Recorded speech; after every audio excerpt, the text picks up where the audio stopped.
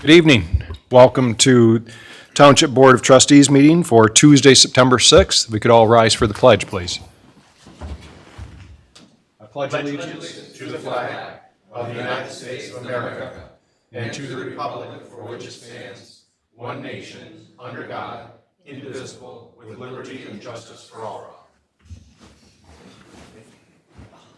Clerk Robertson, would you care to call the roll? I would be happy to, Mr. Supervisor. Trustee Hugo? Here. Trustee Fike? Here. Trustee Raridan? Here. Trustee White? Here. Treasurer Kilmer? Here. Myself, of course, I'm here. Supervisor Bennett? Yes. 7 members present, a quorum. Thank you. And now I'll ask for approval of the agenda. So moved. Dr. Reardon makes that motion, supported by Trustee Fike. Okay. Motion by, forgive me, Mr. Supervisor? Dr. Reardon? Dr. Raridan, and supported by Fike. Yes. Okay, very good. Trustee Raridan? Yes. Trustee Hugo? Yes. Trustee White? Yes. Trustee Fike? Yes. Myself, yes. Treasurer Kilmer? Yes. Supervisor Bennett? Yes. 7-0, motion passes. Thank you. And now we'll open the floor for public comment. We ask to keep it to 3 minutes, and if you'd like to provide your name and address for the record, we'd be glad to note that. So feel free whenever you'd like to speak. Good evening. Good evening. Thank you very much. My name is Aaron Gardner. I'm running for State Senate in the 27th District, which covers all of Grand Blanc Township and all the way up through Flushing Township. I appreciate you guys, and I appreciate everything you guys are doing here and what has been happening in Grand Blanc Township. A lot of the things that have come through have benefited Grand Blanc Township and has benefited Genesee County as a whole. I am really interested to hear today some of the issues, some of the things that are being brought forth, specifically this initiative that's coming from the Flint and Genesee County Board here. I want to know what Grand Blanc Township is going to be required to do with it, what Grand Blanc Township specifically is going to be required to have, and what we will be able to benefit from as well. It is not uncommon for things to come out of Flint and Genesee County where Grand Blanc Township pays the bill and we don't receive any kind of benefit for it. With all of that work that we have put into our master plan now, how is it going to benefit us, and how will it integrate with our master plan now? Thank you very much. I appreciate your time. Thank you, Mr. Gardner. Yes. Good evening. Alice Grover, 6405 Prairie Dunes Drive in Grand Blanc. I just wanted, looking through tonight's agenda, to ask if on items 8B and C, the location of the Grand Blanc Road bypass sewer will be part of the presentation. We'll make sure that it is. Thank you.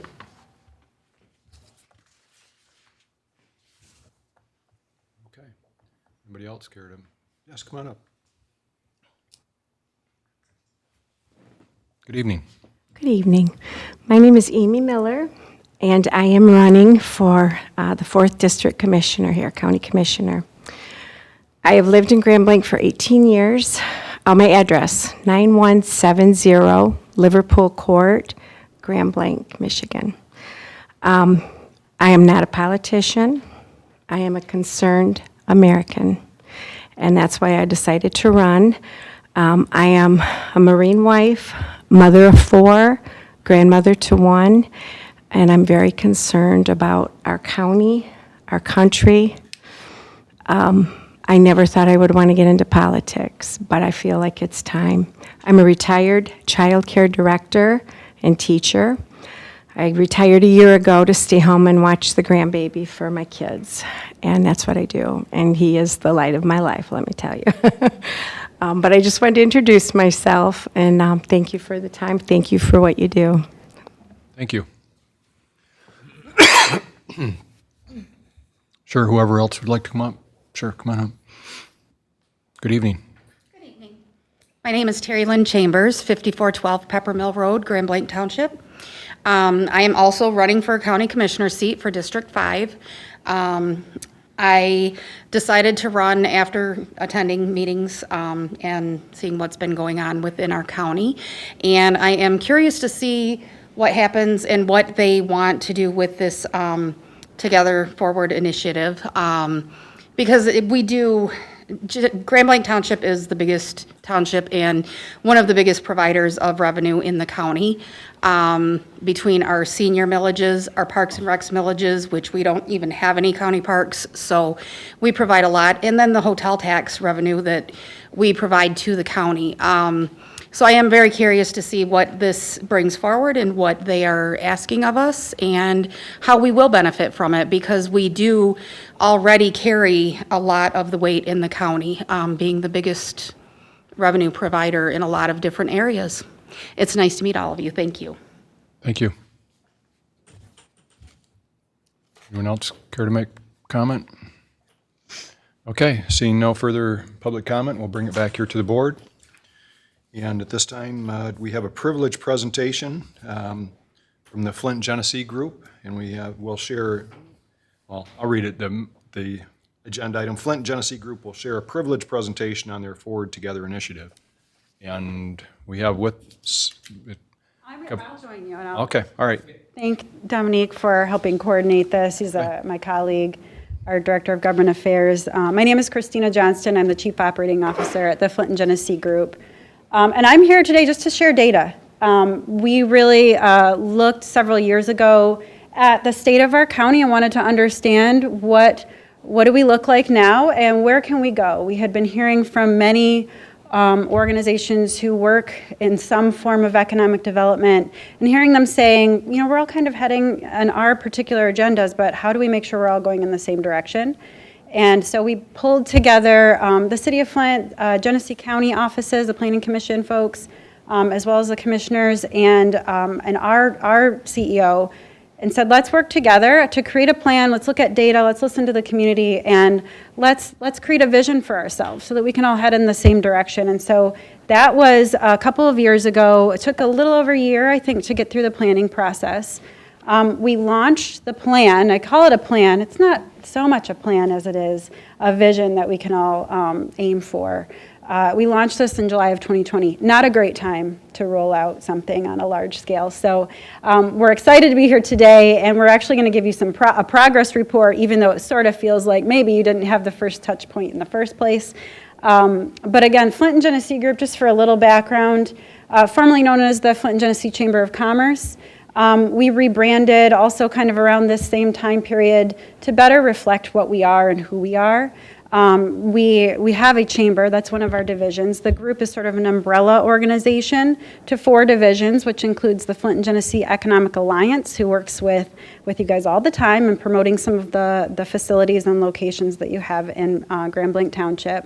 The Flint and Genesee Education and Talent Team, which runs after-school programs, the Flint Promise, Teen Quest, and Summer Youth Initiative, great showing in Grand Blanc. For that, we also host Explore Flint and Genesee, which is your Convention and Visitors Bureau under a contract with the county, as well as the Flint and Genesee Chamber. So we do traditional chamber functions under that arm of our work. So I'm here representing all of them and really coming to you with some data and no real ask of you other than to say, I think good decision-making is based on good data and good information, and so I'm doing a road show, hitting up as many of the municipalities, Rotary clubs, anyone that will listen, basically, to share kind of that state of the county and where we are with some economic data sets. So Just to add, Kristen, too, you actually invited me to participate in that's right. step 1, so a lot of it was actually gathering information from the public. That's right. We had quite a showing, this is pre-COVID, but I don't know how many hundreds of people we had, but we did have, it was under the previous board here, but we had quite a few people show up and fill out surveys and. We had a steering committee, and Mr. Bennett was a part of that, Yeah. and along with many other folks of varying sectors and across the county with different viewpoints to help guide the process. We also looked at quantitative data, pulled together every plan that I think anybody's created, and gave it to our kind of third party, neutral party to look at all of that, consider that. And then we had a community-wide summit with about 250, 300 people that attended from all over the county to provide their perspective on where do we think are the highest priorities and the places we could make the most impact on our local economy. So we really tried to be thoughtful of getting a lot of voices to help create a vision that we could all get behind and that represented all of those people. We can go to the next slide. On to the vision. So here's what we came up with. In 2040, Genesee County is a top 5 community in Michigan based on jobs, talent, livability, and equity. Why top 5? So we learned through this process, I'd never thought about this before, but Genesee County is the 5th most populous county of the 83 counties in the state of Michigan. So if we want to live into that top 5-ness, we wanted to look at how do we rank in a variety of other areas as compared to those 83 counties, and how could we find ourselves in that top 5 spot? But first, where did we fall in the first place? We really wanted to set a vision statement, which my organization has actually adopted as its own vision, and that we hope others will see themselves in and really help to move the needle and head in that direction. You can go to the next slide. So I start with next steps because this is a sort of update. You didn't get to hear from me when we originally launched because of COVID and all of the things that brought, but the Zoom world saw some of this. And what we said when we finished the report was now it's time to work the strategies. Then we need to track our progress, and we need to adapt and readjust to what we're seeing. We've been working the strategies. I say we, I don't mean the Flint and Genesee group. I think that the municipalities have been doing their fair share. Many organizations, higher ed institutions, K-12, people have been doing a lot of things that are supportive of this vision, even if they didn't know that they were actually aligning with some of the outcomes. But now we want to see, so what happened? Where are we now? And that's what I'm going to share with you today is where were we when we first looked and what has happened since then. And then we're going to be in the position where you in your seats and everybody with their spheres of influence can figure out how do I take this data and make informed decisions about how to support these outcomes and these changes. You can go to the next slide.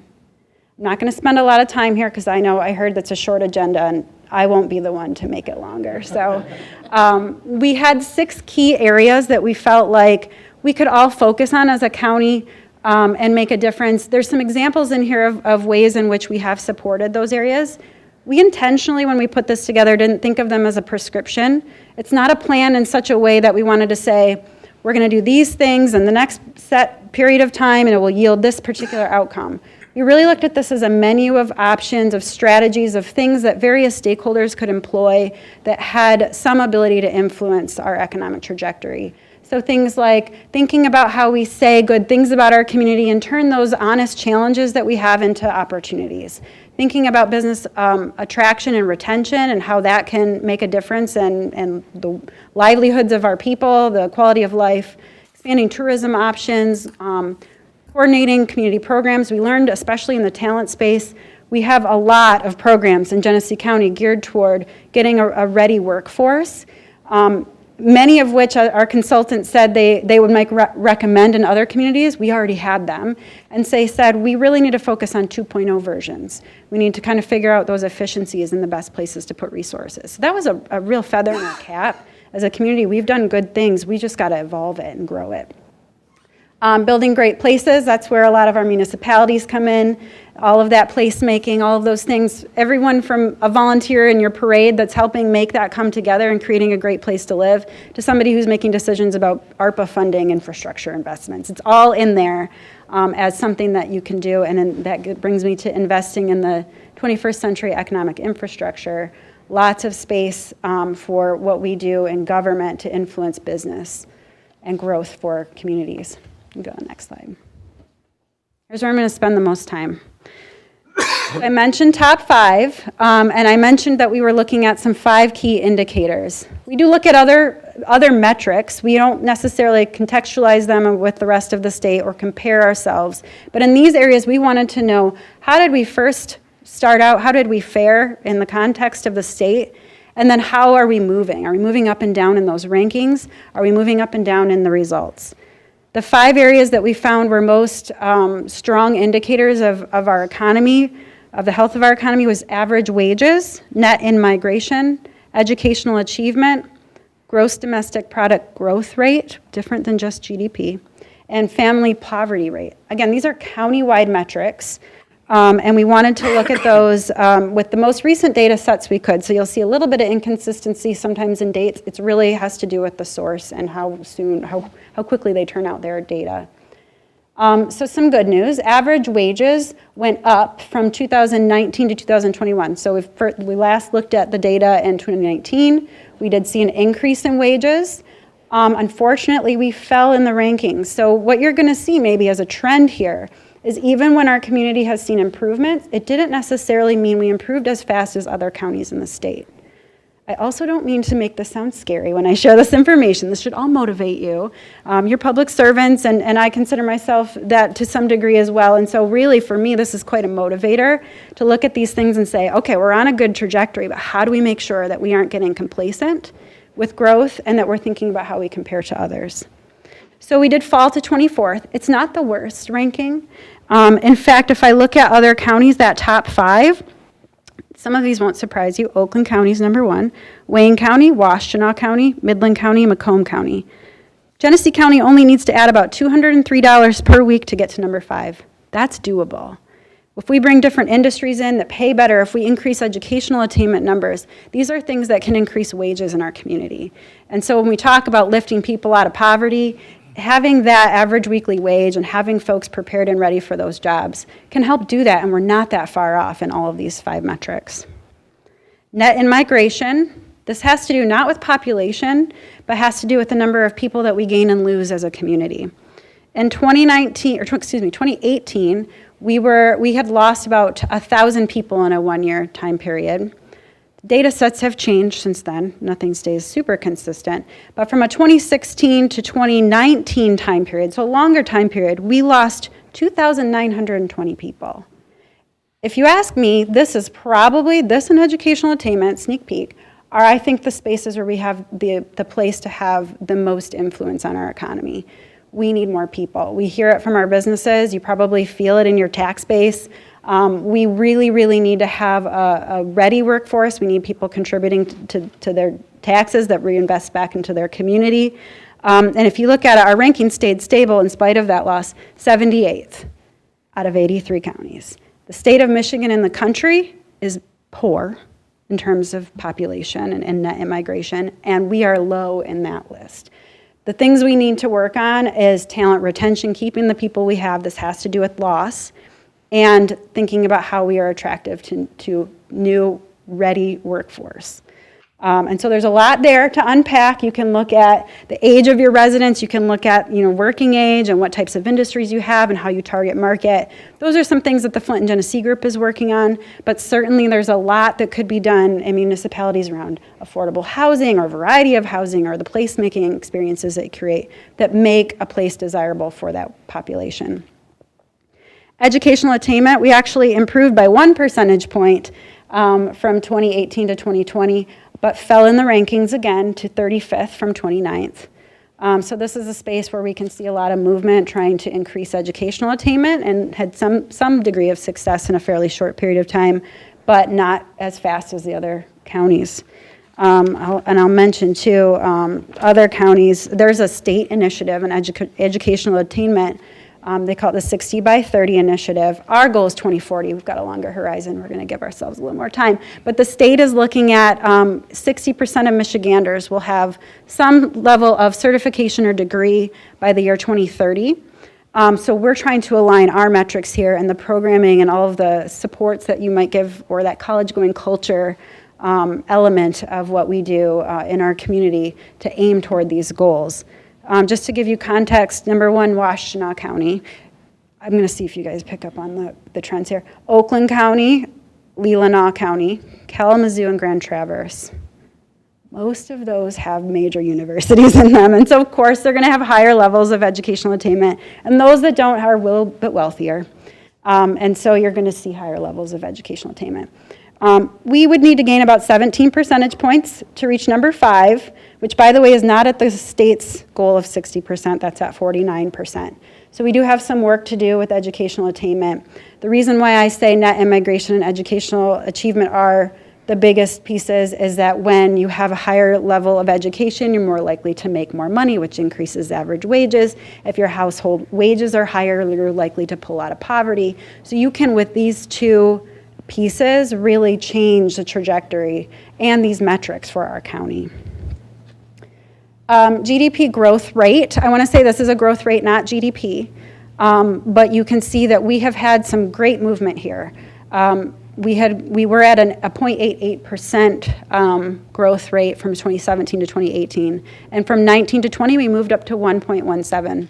And that moved us from 49th to 20th. This is really great news. This tells us that business is strong, that we're growing. Other communities in this category, so top 5, think about these: Oscoda, Ionia, Menominee, Mackinac, and Misaki. They're little. So changing them doesn't take as much. They could have one big business development and it changes their GDP growth rate. We're actually performing pretty well for our size. We kind of fall in that we're top 5th, most populous. So to be in this kind of growth trajectory, a lot of the larger counties are not moving quite as much as we are. So this is good news. Family poverty rate, little bit of good news, a little bit of bad news. We are moving in a better direction. So we were at 15% and have moved to 12.9%. That's an improvement. This is one of those times where like a declining number is a good thing. But we moved from 78th to 81st out of 83 counties. So really what we're seeing here, if I'm reading between some of the lines, is business is good, but it's not reaching all people. So some people may not be feeling the benefits that we're seeing in some of these metrics. So just an observation from data and just kind of some movements that we have. And again, goal is top 5. So we've got some work to do in some of these cases. Next slide. So I mentioned that there's a few things that we don't compare ourselves to other counties on. We call them a community scorecard. So these things are important to us to keep watch of. They really tell us about our people and how people are doing. Economic mobility, that refers to the ability of an individual or a family to improve their economic status. So if you think about people born in the bottom 20% economically, how likely are they to move up to the top 20%? Unfortunately, in 2020, your odds were about 5.9%, and that has gone, in 2014, 6.8% has gone down to 5.9. So you're less likely now than you were in 2014 to come out of poverty. Third grade reading proficiency. This one is 1 year difference. So from 2019 to 2020, we saw a decline by almost 10% in third grade reading proficiency. It's not surprising given COVID and so many kids not physically being in school with their teachers, having remote school. We could anticipate some losses. But this is not just about reading. Reading proficiency is an indicator of a whole host of other educational outcomes. It's also a predictor. Kids who are not faring well or proficient in reading in third grade are less likely to graduate and certainly less likely to go on to college. So if we're looking at those predictions and trying to become top 5 in educational attainment, it's really important we pay attention to that rate. The good news, and it's not in here, but I have it on good authority from the Literacy Network, Flint and Genesee Literacy Network, our numbers in the early childhood have gone up. So we're seeing a lot more young people at preschool age taking advantage of subsidy and getting quality early childhood. So we're hoping that third grade rate catches up. Total jobs also down. I would say some of this might be because some places had to learn how to do without with the talent shortage and have eliminated some of those jobs from their plan. So, I don't know how much. It hasn't moved a ton, and it's not a huge indicator. We are seeing great success for the businesses, and there's also a ton of openings. So this one doesn't make me too concerned. Good news, median household income has increased. So from 2018 being at about $48,370 for the county, we are at $50,000. I'm a little worried that's a bubble. We had some stimulus in there. So just be watchful of that one. Don't be complacent with too much growth. It was a little bit minimal. And here's the scary part. Workforce participation rates are down. So we were at 58% in 2018. Now we're at 55.8%. So we really need to work on getting those folks back to work. SNAP recipients, here's some good news. This is one of those where the down is a good thing. We had fewer people using SNAP benefits. Again, could be a bubble, could be stimulus related, not really sure. And it's not enough to be super excited. This one is really fun, so I save it for last. Private establishments. We had an increase. One of the things I learned during the Forward Together planning process from our consultants, I always heard people say around our community, Flint and Genesee County is resilient, and I hated it because it didn't mean anything to me. What does that mean? What does it mean we're resilient? And doesn't that just mean we've been beat up a little bit? I don't like it. And what they said was resiliency can be measured. If you look at what happens to the new businesses being established during hard economic times, a lot of communities, they fail. They do not figure this out. Genesee County and Flint does. We actually see increases in private establishments in Flint and Genesee County more so than other communities when the economy is down. And so when you think about a crisis, it's not a new thing. And we have really learned how to adjust. We're built on that. We're built on innovation and businesses being started. So we did see an increase by 1.45%, it's pretty good, of new businesses being created. Since 2014, we were at a negative. There were fewer businesses at that time, and now we're seeing growth there. And so, this is all data. You can draw conclusions. You can say it's good or bad. I'll let you be the judge of that and let you kind of take this where it will with your decision making. But I'll just give you a few of my takeaways. So we can see from this data, you can go to the next slide. Economic growth is evident. We can see that in the business, the GDP growth rate, it's growing. This is the biggest positive movement we saw in our movement in the rankings. That's good news.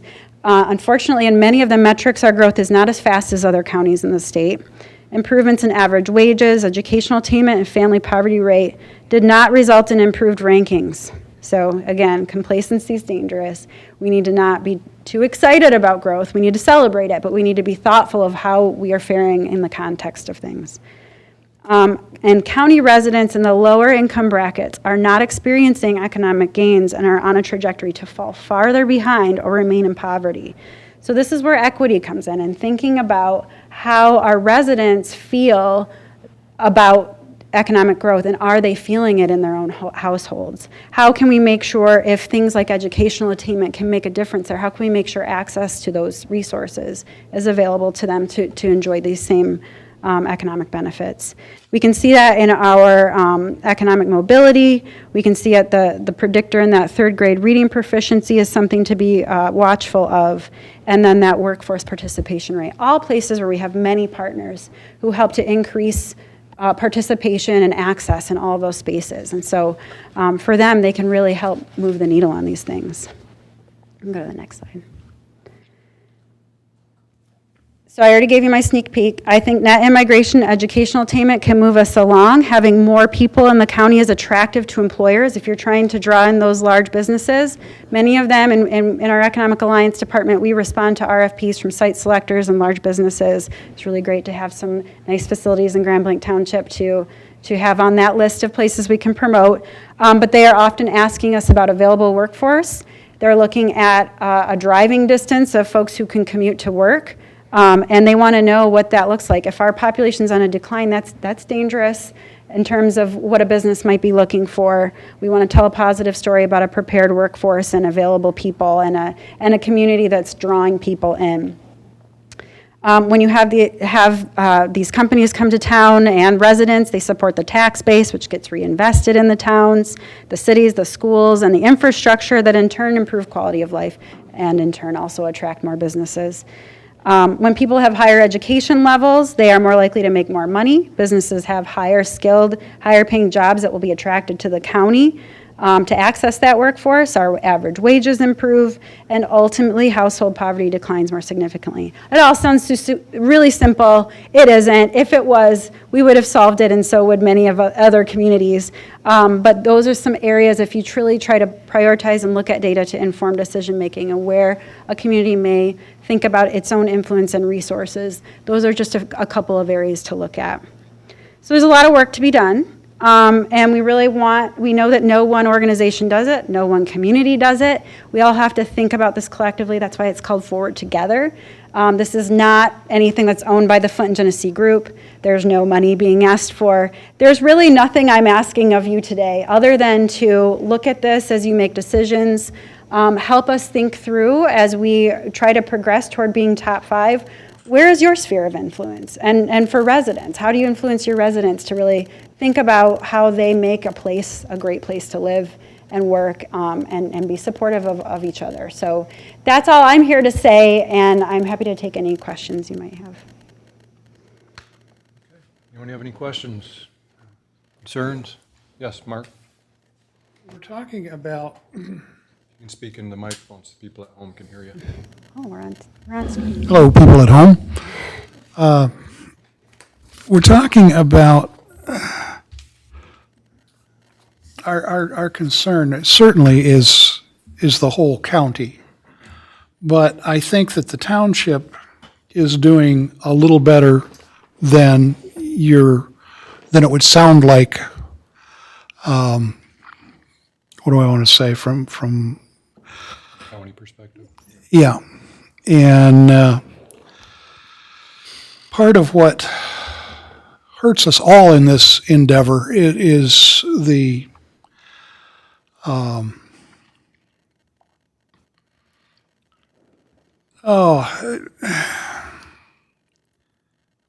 again, what do I want to say? I'm not sure. Yeah,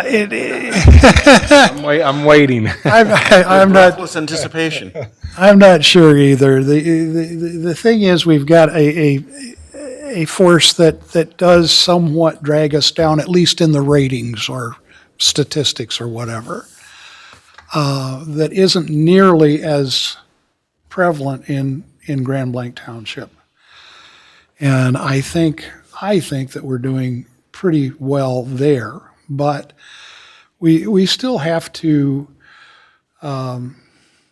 we have to bring the whole county up. I agree with that. Yeah, and we've talked about Grand Blanc Township having a very heavy sort of industrial and business base, as opposed to a community that might be very residential. But what we know from our businesses and working with many of the businesses located in Grand Blanc Township is they need people. And a lot of times people don't live in the direct municipality in which the business resides. And so having that pool be much larger and pulling from and coming from all over, sometimes outside of our county, look at regional economic development as well. Those commuter patterns are really important. And those businesses are telling us how much they need people. And in sometimes deciding, I can't get people who have, I think this is a Grand Blanc Township business that gave this feedback. If they don't find people with the skill set they need, especially in kind of the higher skilled jobs, they're putting locations in other counties and other communities to access that talent. We don't want them to do that. We want them to stay and be here.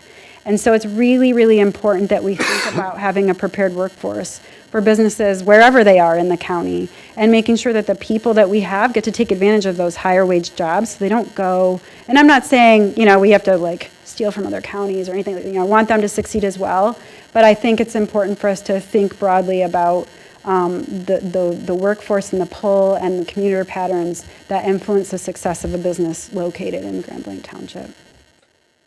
Clerk Robertson, you had a comment? Yes, a question. The information was gathered under the umbrella of, you mentioned there are 4 different organizations, the Flint and Genesee Regional Chamber of Commerce and others. The information here is, I guess the way I could describe it is a kind of a mixed bag in terms of the information. How has this information, how has it informed the Genesee Regional Chamber of Commerce's judgment with regard to the positions it takes on issues? Like, for example, the thing that kind of jumps off the page is obviously the slippage in the reading, the 3rd grade reading, and that. Has the Chamber of Commerce taken a position in support of, for example, educational choice and parental choice measures, or joined with other chambers of commerce, including the Michigan Chamber of Commerce, to advocate for these things in Lansing and around the state? Yeah, so we have had a government affairs position in our organization for a period of time. Dominique is new to us and serving in that role. What we have never done is really set an agenda, and we're really working on that right now to get a concrete agenda that represents all 4 of our divisions, that is informed by certainly this data, but also an advisory committee that we have for each of our 4 divisions. So if we're talking about issues that have to do with economic development, our Economic Alliance Advisory Committee can weigh in on those issues and talk about where are the spaces in which we should be advocating. Things like educational attainment, we have an advisory committee, and actually just recently at our last board meeting for the Flint Genesee Group, created a policy subcommittee that can review that agenda and watch for and be responsive to any of those types of opportunities that we might want to sign on to something. Historically, we've been very reactive, so we would see something come from the Michigan Chamber, the Detroit Regional Chamber, the Grand Rapids Chamber. They're kind of the big guys in that kind of political space where they're trying to proactively advocate for and lobby for certain things. We want to be in a space where we're not just totally reactive, but have our own set course. I would say we're not there yet. I would say, but we have signed on to different initiatives when it's come forward. And we are looking at educational attainment and a lot of the education spaces. Another, like Flint Promise is an example. I think it hits net immigration and it hits educational attainment. I think it's a great program. There's a state initiative around Promise authorities. We exercise that. We fall under a public act that allows for an authority to be created and to collect some upside tax growth in Flint. And so that's a great example of a way in which we're trying to stay attuned to things happening at the state, advocate for their expansion that helps meet what we're trying to attain. Now that's specific to Flint, but that's one of the examples. We've signed on to various initiatives that come from the Michigan Chamber, the State Chamber, the Genesee Flint, the Detroit Regional Chamber, and the Grand Rapids Chamber. They're the main ones, and we review that with our board and with our staff to make sure it's in alignment with what we're hearing from our businesses. Those are the times in which we would sign on. One follow-up, if I may, Mr. Supervisor. So in terms of process, within the Genesee Regional Chamber of Commerce, are issues brought forward in the form of a resolution that is then voted on by the board or the leadership? How does that work? Depends on what they're asking for. So if we're just simply signing onto a letter of support, we might look at things like which other chambers have signed on, what do we see for our community? We might do a gut check with some of the businesses. Now we've got a much more formal process where we'll set the course. These are some things that align both with Forward Together and our organizational priorities. If we're getting requests outside of those areas, we would take that to our advisory committees, which are outside individuals, not staff, who can weigh the pros and cons of that and make a recommendation that floats up to our board subcommittee. So there's quite a few levels of review, but we want to make sure that we can be efficient and quick. So that's why we're setting that agenda for kind of the main points. Very good. Thank you, Mr. Supervisor. Yeah, thank you. Any other comments, concerns? Mr. Lehman, anything? Okay. Go ahead, Dr. Reardon. So sticking with the 3rd grade reading proficiency, Yeah. is this countywide or is this? And you'll see, you can dig in on this data a lot. Different schools have different outcomes, but I think what you'll find is it sort of feels like, well, not my school, not my area. Everywhere is struggling, and I think there was learning loss across the board. And so there's a lot of work to do across the county, in spite of that feeling like, well, this school is faring well. They all are struggling. They're all working to increase reading rates. And we do have a Flint and Genesee Literacy Network. I'll give a plug because I'm the chair of that board. But that we're working on data and digging in on where are those concentrations, creating book-rich environments, increasing early childhood attendance, all those things that we think can change the trajectory of literacy rates in our county. So I think, one of the things that you're kind of hearing from our group here a little bit is that, when we look at these statistics, we probably buck the trend on a number of them. In terms of household income, education level, what have you. So we're probably on the continuum, probably a little bit closer to one end on a number of them. But as you state, they have businesses move here. We're not operating in a vacuum. They're looking for employees. And, you take a look at, for example, Auburn Hills or, even, well, you got the Great Lakes Crossing down there that buses people from Genesee County down to that mall, as employees. And so, the jobs that we're trying to create here in Grand Blanc Township are are higher tech jobs is what we're trying to attract here, and having individuals from our county fill those positions would be great. You look at the number of graduates that we have coming out of Kettering, Mott, U of M. Am I missing anybody here locally? But the number of graduates we're sending outside of Genesee County once they graduate, if we could hang on to some of those, we would get rid of that net migration and turn it into inward migration. So there's a compelling reason for us to be concerned about these statistics, even though we're doing well as a township, that we need our county to do well too. I think one of the things that we want to make sure of as a board, and I know we've had conversation with Commissioner Clemens and other commissioners with regard to, Grand Blanc is a significant taxpayer, and not that, the chamber has anything to do with how tax dollars are spent, and we also appreciate some of the money that I'm not sure, at the time, I guess it was Genesee Chamber that assisted with some of our softball field renovations. And, for us, the hotel tax, the parks and rec attract a lot of people to our community. And so we appreciated the support that we received for our ball diamonds.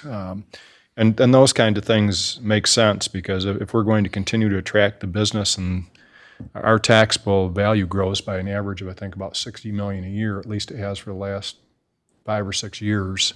If we're going to continue doing that, I always say we've got to feed the goose that's laying the golden eggs, and we appreciate getting back some of the tax dollars so that we can continue to grow, because I think in some ways our community is going to grow from the outside in too.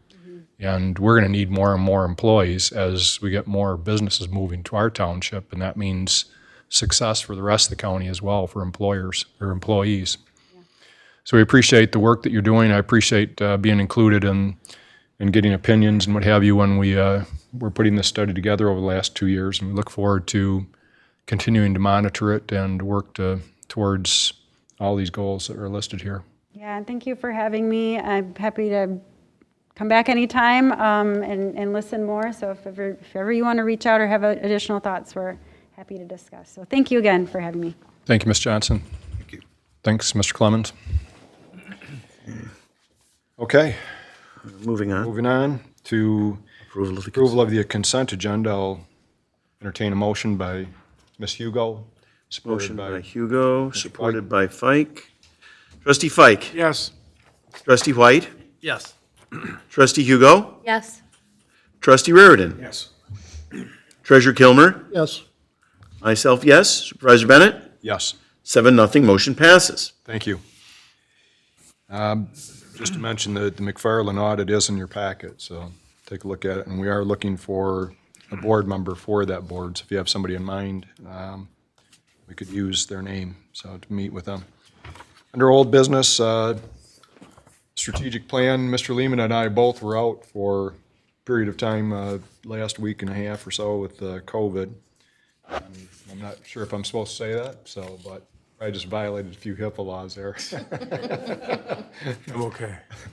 But anyways, we really didn't have a whole lot of time to spend on what we're going to talk about on strategic plan this evening, but we've got a pretty full agenda because we're going to have an executive session afterward, or closed session at the end of the meeting. So with that, we'll move to new business, unless you got anything to add, Mr. Lemata. Well, if there's anything that anybody specifically wants, just shoot me an email for discussion in 2 weeks. But Scott's exactly right. Being under the weather and finalizing the budget, the strategic plan items, while important, did occupy the back burner for the last couple weeks. Right. Okay. Under new business, item A, the board will consider a motion to authorize the supervisor to approve the request from Genesee County Road Commission to move forward with the reconstruction of Cook Road from Holly Road to Embry. That sounds great. This will be a federal award project to be constructed in 2024 and go out for bids in 2023. that road is a mess. And we probably receive, all of us, more questions on that road than any other road in the county right now or in our township. And it's great that this is going to become a reality in the next year and a half. Any discussion on it or thoughts? Everybody understand what we're doing here?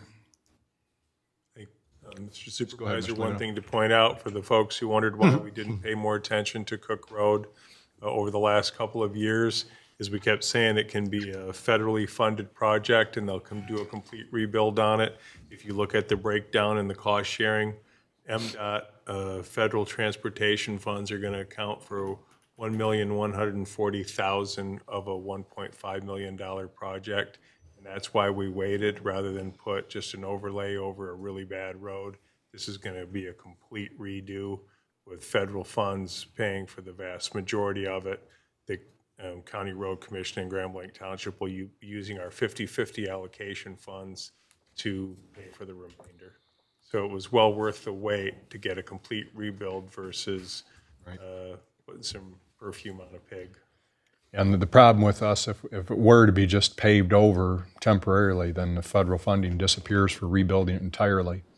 And there is no substructure to that road. It was basically asphalt put on top of dirt.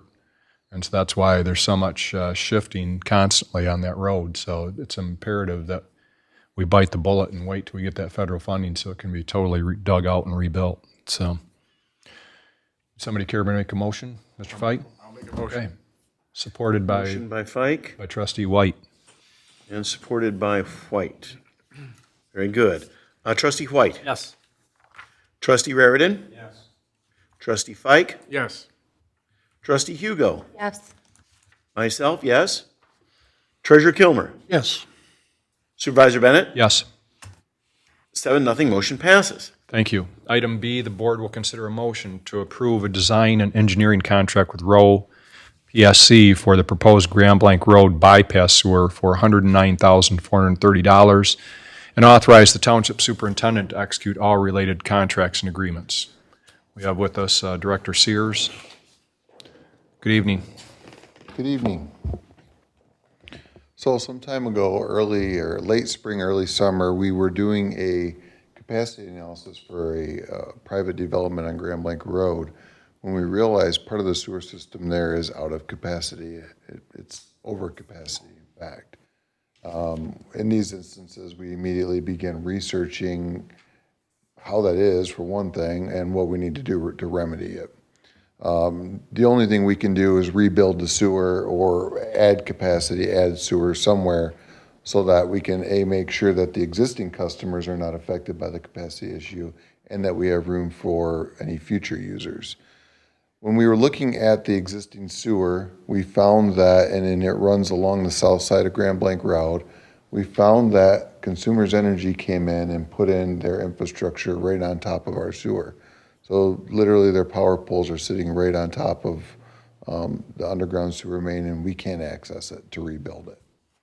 So we looked at the other side of Grand Blanc Road to see if we could possibly build a new sewer there, and Consumers Energy and Comcast and AT&T all have underground facilities there that it's just impossible to get around unless we want to pay to rebuild those also or move them. So our only other option was to look at a cross-country path, which we do have right across the street from a new development that you may have seen over there, an apartment complex. There's a farmer's field. We spoke with that farmer, and he's agreed to allow us to cut across his property to eventually get to Fenton Road. In doing so, we had to go down Fenton Road to the most logical place and talk to homeowners along there where we can cut across their property to get to Fenton Road. So that we have that's the sewer we eventually need to end up at. We go south down Fenton Road, and then the sewage heads south to Linden. So we've been working for some time, for actually probably since May, negotiating easements. We finally got that completed, which you see next on the agenda. And so we've solicited an agreement from Rowe for the engineering and design work for the sewer so that we can get it built. Any Gentleman questions? with the farm has a collapsed sewer that he probably would like us to fix too. I don't know if you mentioned that to you. What's that? He has a collapsed private sewer drain that's collapsed. Oh, okay, You can see it from Grand Blanc Road, right near the barn. right. Runs perpendicular to Grand Blanc Road. And we have talked to him about running sewer further east along Grand Blanc Road too. The thing that this benefits his property a great deal and the township, because eventually that property will be developed one day. He's already had an offer from Pulte several years ago. He didn't accept it, and from what I understand, he beats himself up every day about not accepting it. But one day that property will be developed and the sewer will be there when they need it, so. Mr. Kilmer? Mr. Supervisor, I have a question. How come, is there any participation with the, you mentioned several different people that are poking holes in the ground or through this infrastructure. Do they have any responsibility, or is this just our tough luck? It's just our tough luck. They have no responsibility. And they did tell us they could move the poles, they could look at possibly moving the poles if they could acquire easements outside of the right-of-way to do so, and it would be maybe 2+ years to accomplish that. And that was just the end of the conversation, because we just don't have that kind of time to wait for that. Clerk Robertson? Just a question, so you can educate me on a little bit more of your work. How did the lack of capacity sneak up on us? You folks monitor these things very closely, I know. We do. And we've got systems in place to manage the system. What happened? So that's a great question. Our capacity has always been monitored by a private consultant. Over the past 2 years, we've taken that over in-house, our staff has. So every project that is built, constructed, it comes to us. We look at the capacity in that sewer district, and then we send it to Row, and they have to certify that there's available capacity. In this case, when they previously looked at the capacity, they were looking at where it entered the Genesee County sewer interceptor system. They weren't necessarily looking at the capacity of Grand Blanc Township system. Because if you can get it to where it looks good at the Genesee County sewer system, where it enters their system, then you can get projects passed. You can get them permitted. In Okay. this case, our system was not looked at close enough, so we've come upon this problem. So with that being said, we have begun starting to look at more of our sewer where we haven't looked in a while, because we only look at these things generally when a project comes through or when we're updating our asset management plan. We've started to go through some of the more of those capacity analysis where we can see more development happening in the future to make sure nothing like this sneaks up on us again. Okay. Thank you, Mr. Supervisor. Thank you. Trustee Fike? I'm drawing a blank as to exactly where this is. I know where Grand Blanc Road is, I know where Fenton Road is. Now, zero in on where you're talking. This is Grand Blanc Road between I-75 and Fenton Road. The sewer in question, so where Heatherwood Apartments are, Right? we have a lift station there. And that lift station services all of Heatherwood Apartments, Thornridge Apartments, and the Grand Apartments. So all of those facilities go into our lift station, and it's pumped west down Grand Blanc Road. Where Brick Street is, our lift station is right there. And it's pumped west down Grand Blanc Road to Fenton Road, where then it heads south. So the piece of land that could be developed in the future is across the street? From Brick Street, correct. How much land is over there? Probably 150 acres. I think there's 200+ acres. 300+ acres of land. So as soon as we fix this, they'll move. Well, I'm not going to say that. When a developer, I mean, I don't know when it'll be developed, but it's Yeah. prime real estate. The gentleman that owns the property right now, actually, the person that is building the apartments across the street, inquired on his property already. Right now, he has a lease on the property. It's some type of a federal farming lease, so he couldn't sell it. But he would have if he could. And it would have been a single-family residential neighborhood. But at this time, he couldn't do it because he has that lease and he can't get out of it. So this 109 grand, Is that all you need, or is there going to be more coming for this whole thing? This is just for Rowe to design and engineer the project. So once they design and engineer it, we'll go out for bid, and then we'll bring the construction contract back to you. And usually at that time, we'll bring back a proposal from Rowe to give us project management services also. Potentially millions? It's probably not going to be millions of dollars because of the cross-country path. It'll probably actually be cheaper than going down Grand Blanc Road to Fenton Road because we're staying out of the influence of the roadway. The only other alternative is to get into the road, and we don't want to do that if we can avoid it. Thank you. Welcome. Trustee White?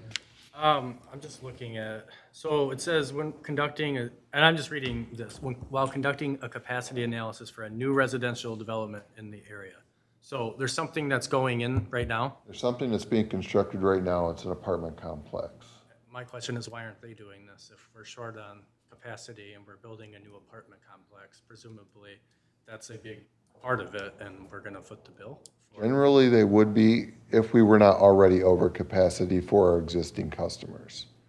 Because right now, the capacity that that pump station is putting into the sewer, we're already over what the state says we can be. You'll see further on in the agenda for the easements, we have negotiated, and the developer's gonna help out with the easements. We have not approached him yet on helping out with the sewer system. Well, we can. So he's gonna pay $10,000 for an easement towards $1 million project, basically? So far, yeah.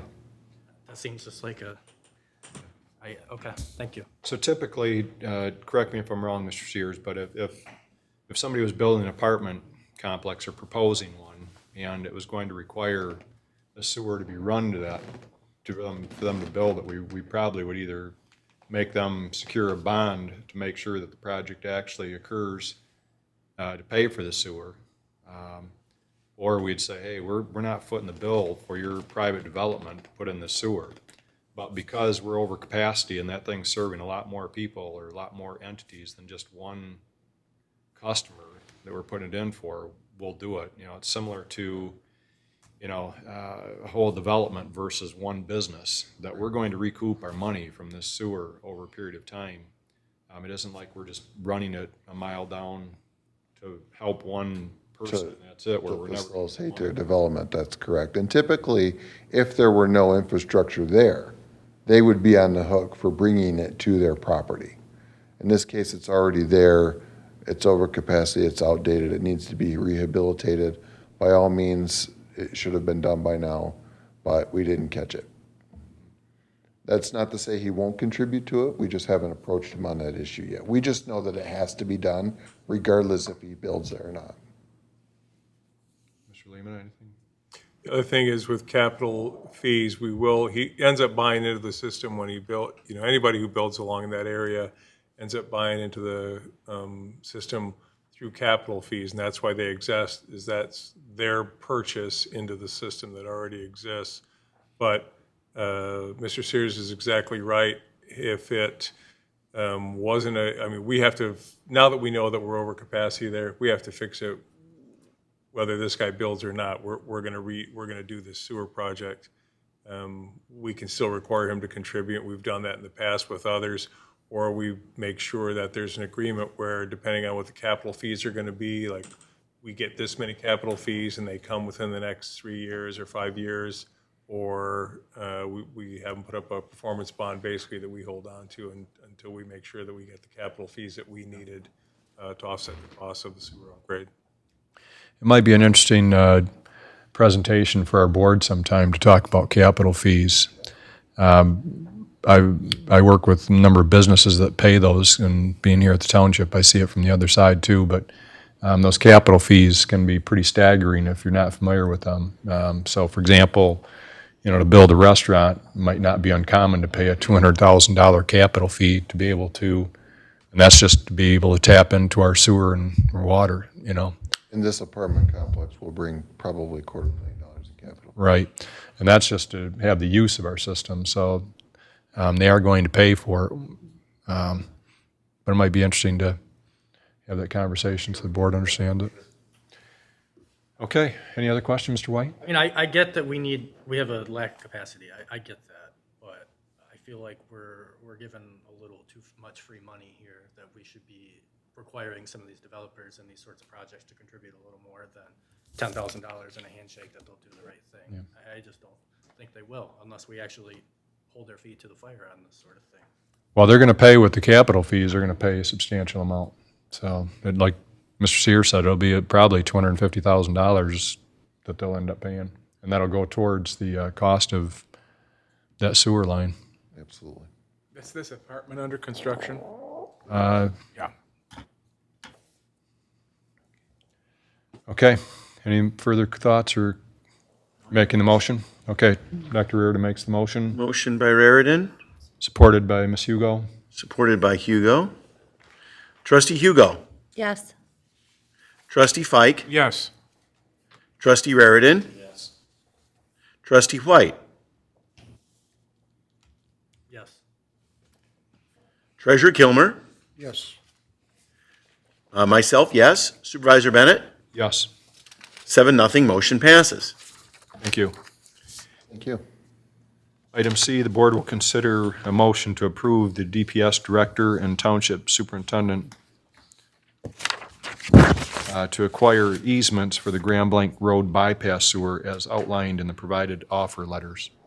Mr. Sears? So like I mentioned earlier, we've been negotiating with two property owners, actually several property owners, and we've narrowed it down to these two property owners for probably 4 months now.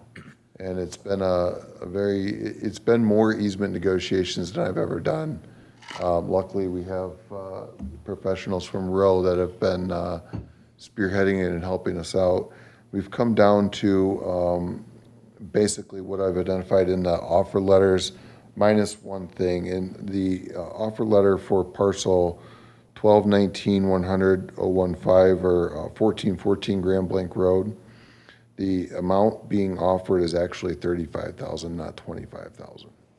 So that was my mistake for not getting that corrected, but we had sent this letter out and then further negotiations happened, and that was the amount that we could settle on to acquire the parcel.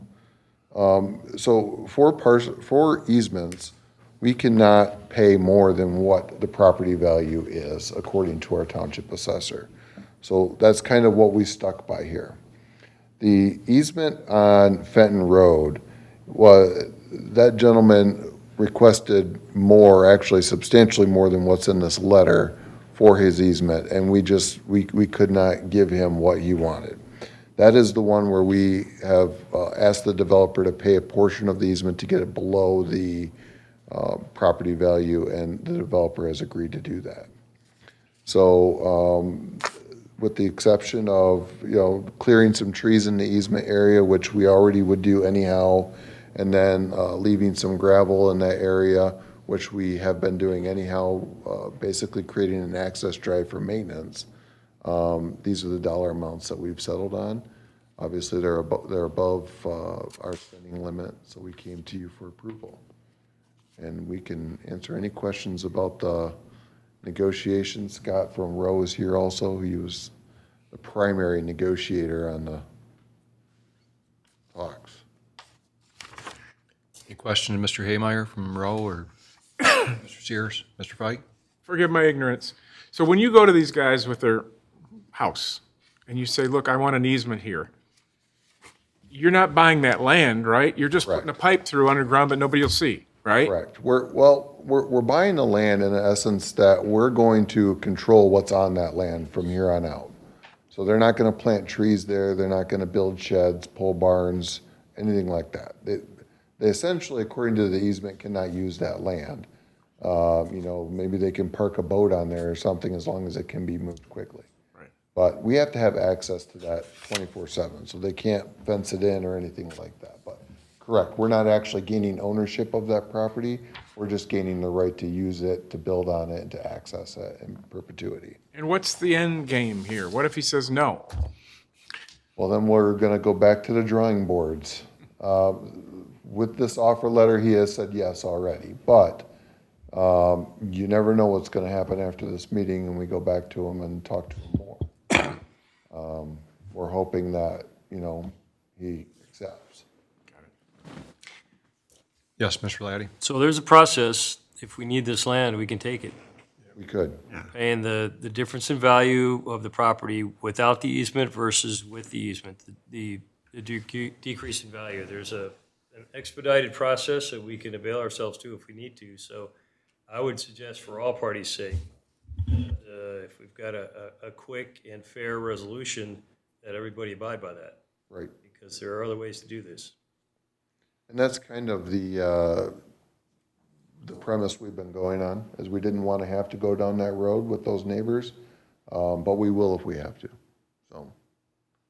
We've had to in the past on a few occasions, right? Absolutely. Mr. Gilmer? You mentioned that this is over and above the cost on this. How much over and above are we talking? So the property value for this parcel on Fenton Road is $12,682, and we came down to $18,000. The developers agreed to pay $10,000 of that, so the township would pay $8,000. Thank you. You're welcome. Any other thoughts, concerns? Anybody care to make a motion? This is item 7C. So we're being asked to approve you doing these easements, but we don't know how much it's going to cost. Well, we assume that it's gonna cost what I've listed here in the letters. All right. Minus the one where it says 25,000 instead of 35, it should say 35,000. Thank you. So, forgive me, did we have a motion? No, not yet. Okay, I'll make the motion for item 7C. And is there, For support? Ms. Hugo? Ms. Hugo supports, very good. Trustee Raritan? Yes. Trustee Hugo? Yes. Trustee White? Yes. Trustee Fike? Yes. Myself, yes. Treasurer Kilmer? Yes. Supervisor Bennett? Yes. 7-0, motion passes. Thank you. Thank you. Okay, the board will consider a motion to approve the purchase of 2 portable speed signs and a trailer with a message board to be used for traffic safety throughout the township, and authorize township superintendent to execute all related purchase orders and documents. Total cost of the purchase will be $17,771. Do you have questions on it? We've got Captain Bowserman here. No? Seems pretty straightforward. I'm sorry? I'm horrible at lip reading, but Chief Bowserman. Chief Bowserman. Interim Chief Bowserman. Chief, Chief? Fabulous, I like that. Does he wish to speak to the issue? Do you wish to speak to the issue, Chief? I don't. Do you have questions? No? You want to make the motion? Yeah. Okay, Ms. Okay. Hugo makes the motion. 7D, I'll make the motion. already did. motion, The support. motion by Hugo, supported by There Fike. you go. Okay, Trustee Fike. Yes. Trustee White. Yes. Trustee Hugo. Yes. Trustee Raritan. Yes. Treasurer Kilmer. Yes. Myself, yes. Supervisor Bennett. Yes.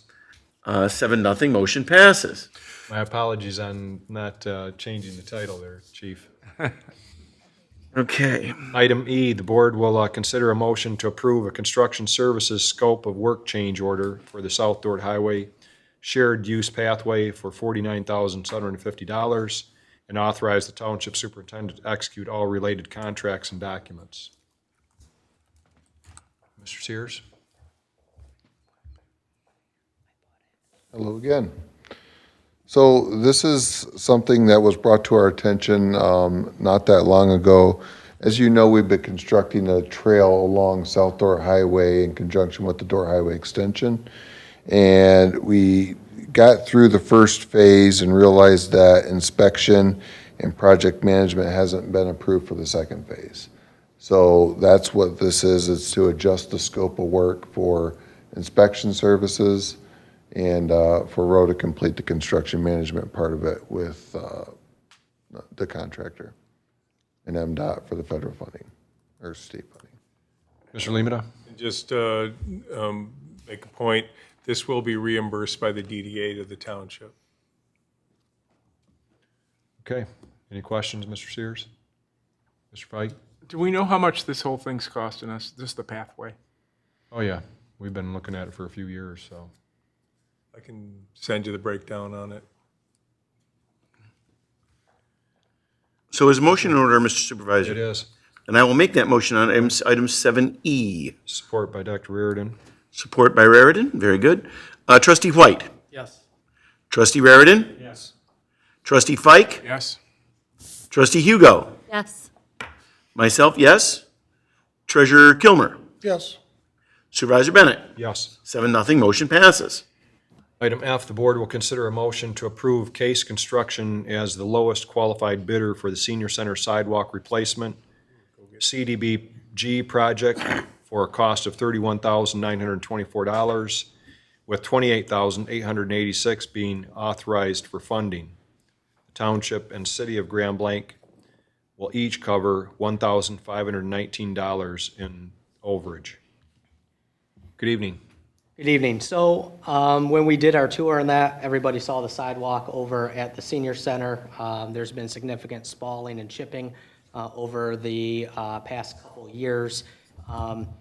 This project, I believe, Director Sears, were you involved in the salting of this originally? No.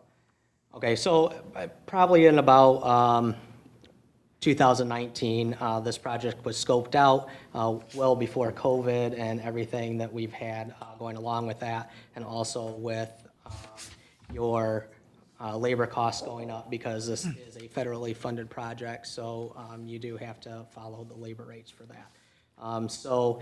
With that, the cost came in higher than anticipated. We were able to adjust some funding from another project that we didn't use, but it also left a short gap, and the city has agreed to help cover that overage 50/50. Okay. We were over there and saw how bad it was. Right. Okay, would you care to make the motion? Yes.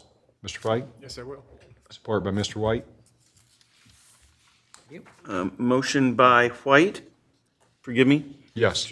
Hold Motion on. by Fike, support by. Motion by White. Fike, supported by White on item 7F.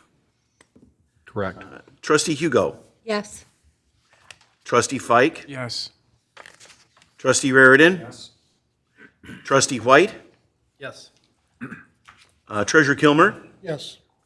Myself, yes. Supervisor Bennett? Yes. 7-0, motion passes. All right, item G, thank you. The board will consider approving the invoice for shoreline charters and tours for the cost of $11,221.28 for the rails of West Virginia from October 10th to October 18th. Mr. Linehan. So one of the things that our senior center does is we offer trips to the seniors. We partner with the other senior centers in the county to get the best rates and to try to fill these trips. This is a pass-through cost. All the money that is paid for admission into this trip is paid out to Shoreline Charters, and we also do see a little bit of a commission on it, and I believe this one is around $900. Okay. So basically, we're paying for it up front, and then we get reimbursed by each of the people Yep. and make a little bit of commission on it. Any concerns, thoughts? You making the motion, Ms. Hugo? Yes. Okay, Motion by Hugo, supported by myself. okay. Okay. Trustee Fike? Yes. Trustee White? Yes. Trustee Hugo? Yes. Trustee Raritan? Yes. Treasurer Kilmer? Yes, and I'd like to add a comment that these things are very well received. Very good. Myself, yes. Supervisor Bennett? Yes. 7-0, motion passes. Thank you, Mr. Linehan. Item H, the board will consider a motion to authorize payment of the second installment of $33,696 to Grand Blanc McFarland Library for our annual contribution per the operating agreement between the City of Grand Blanc and the Grand Blanc Charter Township. Mr. Lemata? So we pay this twice a year. It's the agreed upon contribution per our operating agreement. And they invoice us, like I said, twice a year. This is just the second half installment for $33,696. This goes to building operations. Any questions or concerns? I'll make the motion, Mr. Supervisor. Okay. Supported by trustee Fike. Supported by Fike. Trustee Hugo. Yes. Trustee Fike. Yes. Trustee Raridan. Yes. Trustee White. Yes. Treasurer Kilmer. Yes. Myself, yes. Supervisor Bennett. Yes. 7-0, motion passes. Okay. Thank you.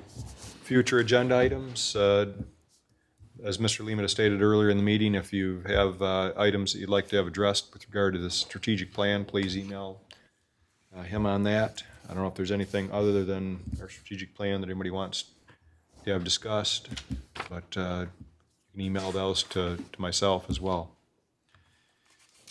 Okay, board reports. Ms. Hugo, anything with Planning Commission report? Our next meeting is October 6th. Mr. White, anything with ZBA? No update. Okay. Mr. Fike, anything with Metro Alliance? Nothing from me, but I have a question. Sure.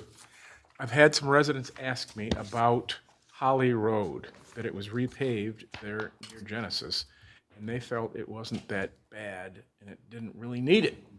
But it's wonderful now. Right. What was the justification for paving We would have to that? check with the road commission on that. That was theirs? I don't know, do you have any idea, Mr. Sears? It was state funded, from what I understand. So they had a certain amount of money to spend on a local road system, and that was one that was paid for by MDOT. And it's basically a maintenance project in an effort to keep them from further deteriorating. You're right, it wasn't that bad. It wasn't that long ago that it was repaved, but actually you're gonna see Saginaw Street right out here get resurfaced very soon. And it's just efforts to keep the roads in good condition, to seal the top surface of the pavement so that you don't get water infiltration and you don't get potholes in the future. So there are a few others that are being resurfaced also around the area that we'll all be scratching our heads on, but they do have a good reason for it. Well, the result is a beautiful road. Yes, it's very nice. Very. It's nice to have complaints that we're paving too many. And it was done in get 'em conjunction both with the ways. expressway, so it was a cheaper cost too, so. Thank you. All right, thank you, Mr. Fike. Mr. Reardon, Dr. Reardon? Okay. Treasurer Kilmer?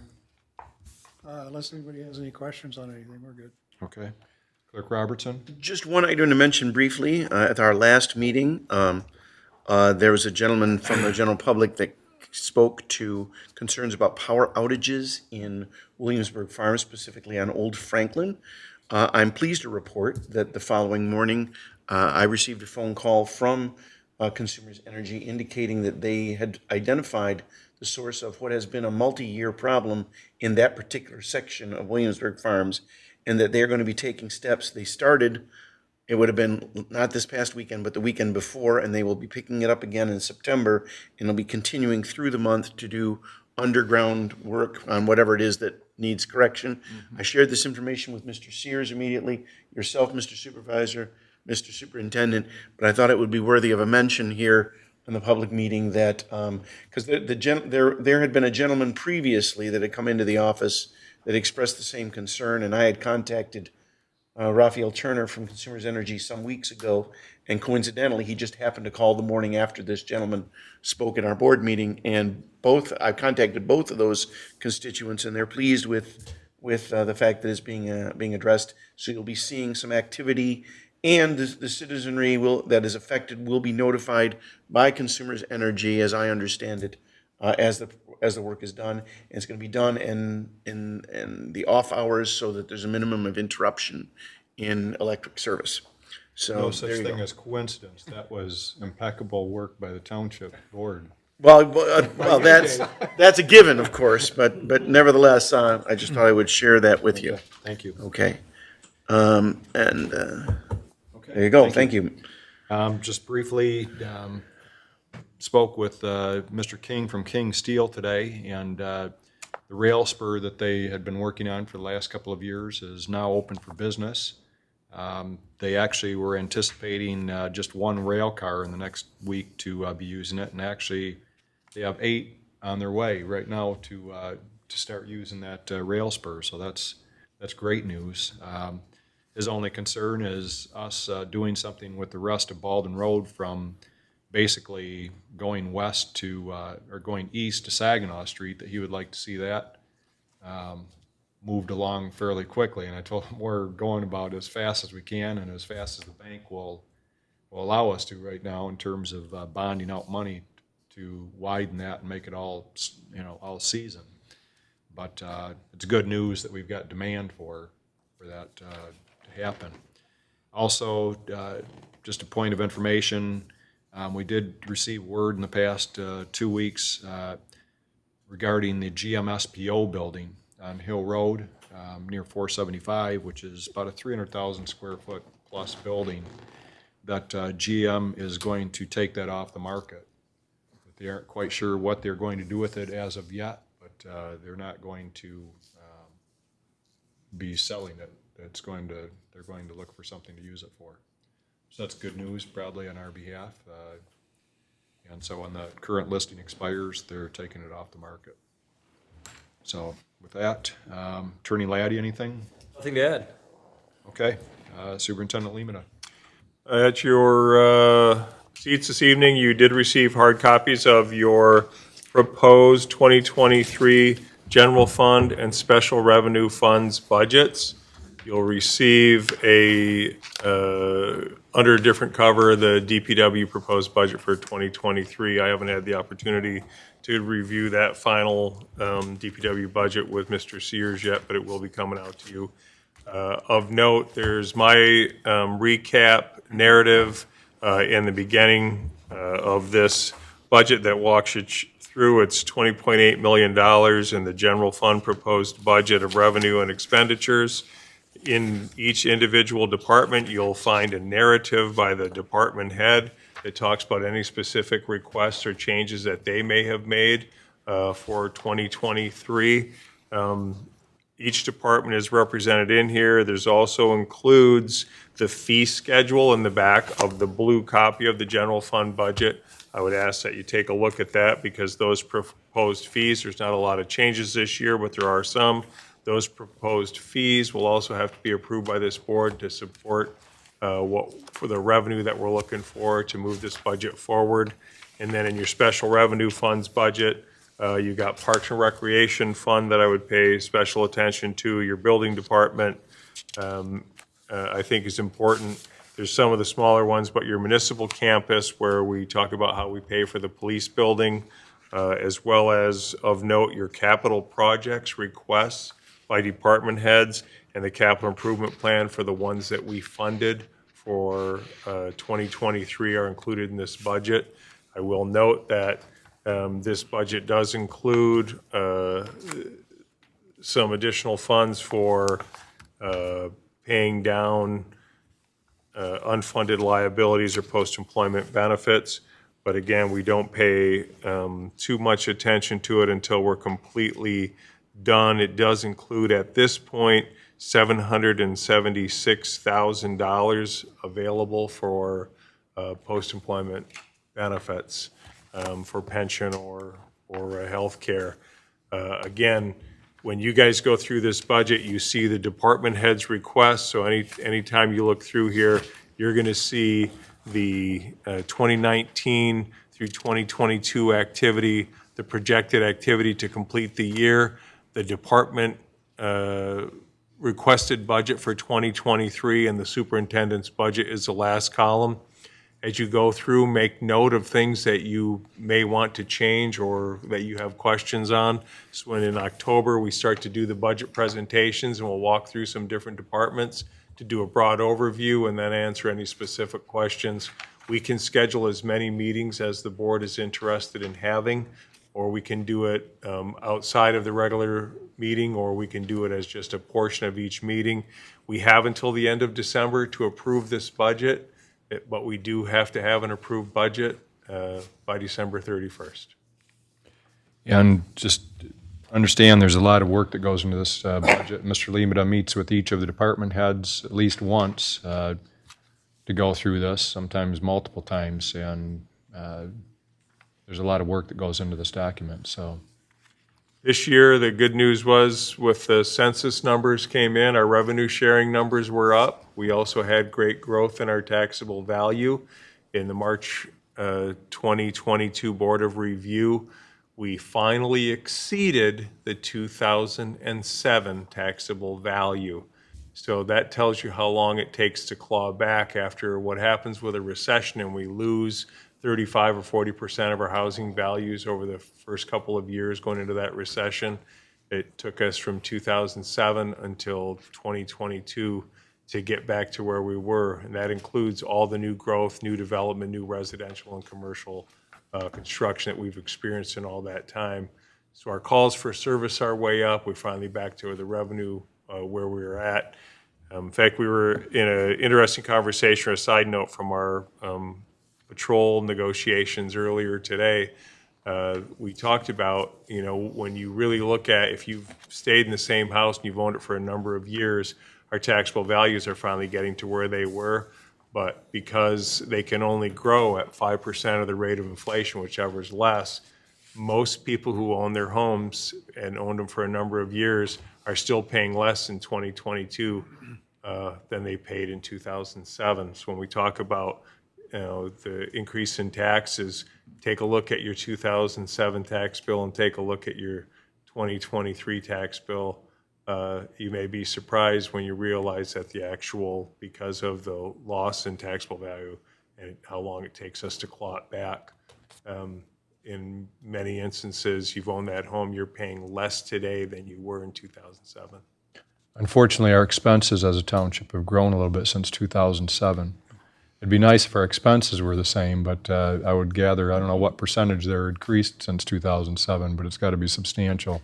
Amazingly enough, the 2007 recession did not lower our expenses. Right. The other thing that you mentioned, Mr. Lemata, as far as the taxable value on a home, and looking back to 2007 versus or whatever in the past, and looking at today, the one problem that poses is when people sell their homes.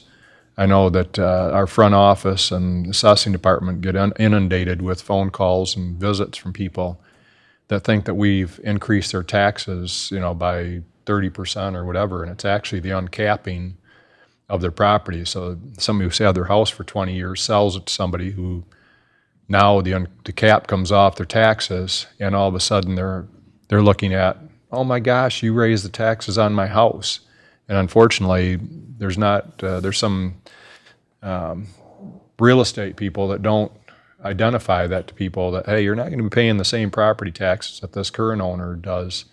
They're going to look at the value on the sale. And unfortunately, our office bears the brunt of educating people, unfortunately, after the fact of buying the house and find out that their house payment's going up by several $100s a month. In some cases, it's very, tragic. It happened to me. Mm-hmm. Mm-hmm. So right now, I would propose that in October, we'll have the department directors in, and we'll do a brief presentation, again, an overview of what's different for 2023 versus 2022, and have everybody here to give you a brief overview of any changes. There are a couple of new positions recommended by me and by department heads, one in finance department, one in the police department for some additional administrative help. I think I mentioned that to the board earlier, but when we move to the body cams, when you start to realize that how long it takes to redact the information using that redaction software, for one FOIA, it can take up to 3 hours for an incident to go through and redact that video.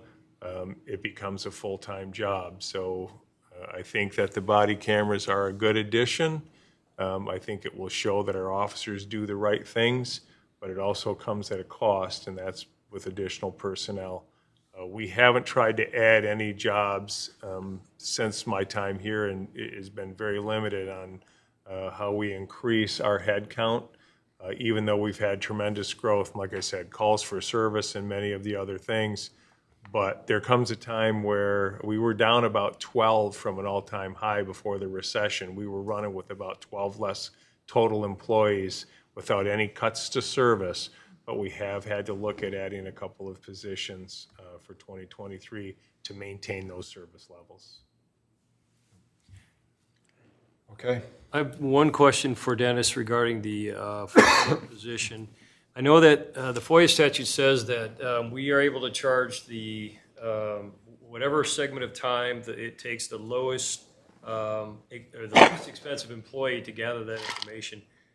Have we done some analysis as to how we may increase our fees for FOIA-related body cam searches versus those that are required by the court or subpoenaed by the court?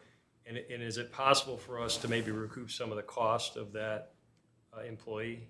We have, and that's an area that the Police Department Administrative Assistant Sherry Potter has been working with other individuals that are already fully immersed in that software to determine the amount of time that it takes. That's where I came up with the 3 hours, a typical 3 hours to get through all the redaction that's required for you can submit that. That came from Sherry in a conversation last Friday. She's continuing to put that together so that by the time we fill that administrative position, we've got the body cams. They started wearing them a week ago, I think. Does that sound right, Matt? Last Friday. So they're up and rolling, and those are going to start coming in. So I included in the fiscal year 2023, we want to get that position recruited as quick as we possibly can because it's going to be an incredible burden to put on the other police department administrative staff. And we may be making the recommendation that if we can move it forward and find the right candidate, that we actually make a budget amendment and hire that position for 2022 if we can. Yeah, I think so. Sounds logical to me. I mean, we don't want to get backed up and violate FOIA requirements either. Okay, thank you very much, Mr. Lima. We also, at this time, I believe, want to go into executive session, Mr. Lima. If we could, I mentioned that we officially started negotiations with the patrol unit today, and I would like to provide an update to the board. It is one of the reasons for closed session for strategy and negotiation sessions connected with the negotiation of a collective bargaining agreement, MCL 15.268C. And also another item has come up that is an attorney's opinion regarding or in connection with specific pending litigation, potentially MCL 15.268E, that we'd like to ask the board to go into closed session to discuss. Okay. Somebody care to make that motion? Ms. Hugo? Hugo makes the motion. Mr. Fike supports. Supported by Fike to go into closed session. Okay, Trustee Raridan. Yes. Trustee Hugo. Yes. Trustee White. Yes. Trustee Fike. Yes. Myself, yes. Treasurer Kilmer. Yes. Supervisor Bennett. Yes. 7-0. Motion passes to go into closed session at 8:33 p.m. We'll take a 5-minute break, and we'll just meet right back here after our visitors Depart. depart. Okay, thank you.